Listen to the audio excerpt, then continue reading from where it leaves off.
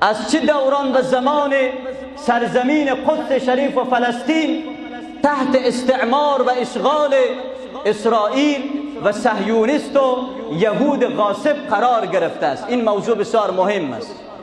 سروران عزیز و بزرگوار، آنچه را که حقیقت‌های تاریخی نشان می‌دهد و مورخین ثبت نموده‌اند و حتی تاریخ نویسان جهان غرب هم اعتراف و اقرار دارند این است که در جریان و دوران جنگ جهانی اول، وقتی که انگلیس با تمام زور و قدرت نظامی خودش در برابر حکومت اسلامی و مقتدر عثمانی ها قرار گرفت، جنگید، نتوانست که حکومت عثمانی را شکست بدهد، پیروز شده نتوانست. اینجا آمد انگلیس، با فرانسه هم دست شد و در داخل یهود و صهیونیست حرکت و جنبش سیکولر یهود پشت سر فرانسه و انگلیس قرار گرفتن. اینها در میان خودشان تعهدات عهد و پیمان بستن که بعد از شکست حکومت عثمانی سرزمین فلسطین که در اون زمان مربوط سوریه میشد و این سرزمین سوریه جنوبی حساب میشد، گفتن در میان خود ما تقسیم میکنیم.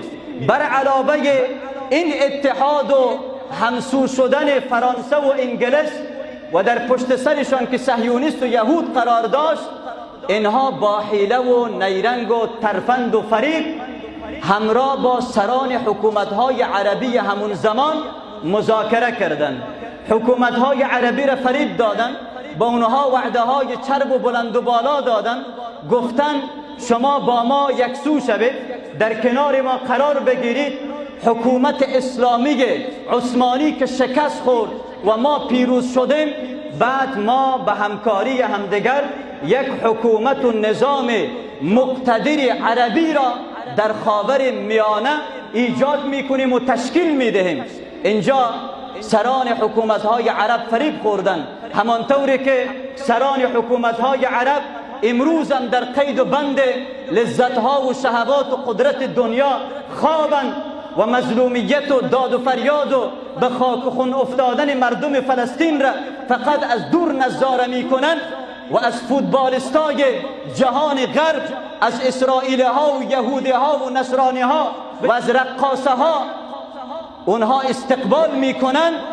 در اون زمان هم همین حکومت های عربی فریب انگلیس و فرانسه را خوردن، با اینها یک دست شدن.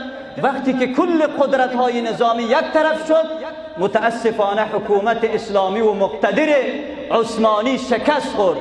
بعد از شکست حکومت عثمانی این سرزمین ها تقسیم شد. سرزمین فلسطین زیر حاکمیت و قیمومیت انگلیس باقی ماند، اما از درون یهود و صهیونیست اینها در اروپا به تنگ آمده بودند. یهود در اروپا زندگی میکردند، مسیحی های اروپا از لحاظ اعتقادی و تاریخی و اقتصادی با یهود سازگاری نداشتند، با اینها درگیر بودند، دچار اختلاف بودند. یهود و صهیونیست پیشنهاد داشت که سرزمین فلسطین با عنوان سرزمین مستقل یهود و خانه ملی یهود باید برای صهیونیست و یهود و اسرائیل تسلیم داده شود. اینجا متاسفانه در سال 1917 میلادی اعلامیه بالفور وزیر خارجه بریتانیا بود، صادر شد. پادشاه بریتانیا جورج پنجم با این پیشنهاد و درخواست یهود و صهیونیست موافقت خود را اعلام کرد.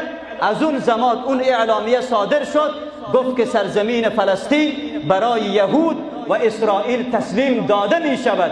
اما باز هم دفعتا نتوانستند سرزمین فلسطین را اشغال بکنند، به اختیار خودشان در بیاورند. سرانجام در سال 1948 میلادی، قبل از اینکه سرزمین فلسطین از تحت حاکمیت و قیمومیت بریتانیا برآید، اسرائیل غاصب یک نشست بزرگ دایر کرد به خاطر اعلام حکومت ظالمانه و اشغالگرانه خودشان.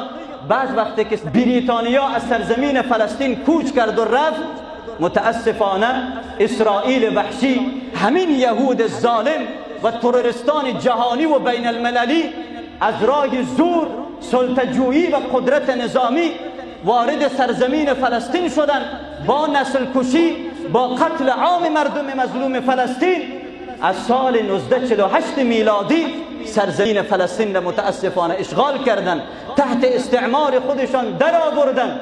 از اون زمان به این طرف مردم با غیرت و شجاع و قهرمان و دلیر فلسطین از سرزمینشان دفاع میکنن، از مسجد الاقصی دفاع میکنن، از عزتشان دفاع میکنن، از شرف و مردانگیشان دفاع میکنن.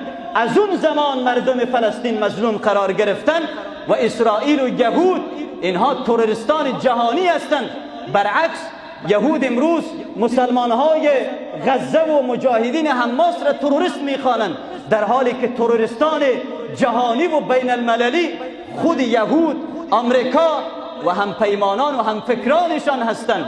از اون زمان به این طرف متاسفانه سرزمین فلسطین اشغال شد و تحت استعمار یهود و اسرائیل وحشی قرار گرفت و تا امروز مردم فلسطین قربانی میدن، به خاک و خون میافتند و ان شاء الله پیروزی و نصرت و فتح و گشایش الله جل جلاله در حق مردم فلسطین خیلی ان شاء الله نزدیک است، چون به باور و عقیده خود یهود که از کتاب مقدسشان نقل میکنند حکومت و قدرت یهود از 80 سال بیشتر تجاوز نمی کند. نهایتا هر جا که یهود با ظلم و جنایت وارد می شوند از 80 سال بیشتر نمی توانند حکومت بکنند. یهود و اسرائیل آخرین نفسهای خودشان را می کشند و ان شاء الله به نزدیکی زود به نصرت یاری رب العزت و الجلال اینها سرنگون می شوند و نابود می شوند.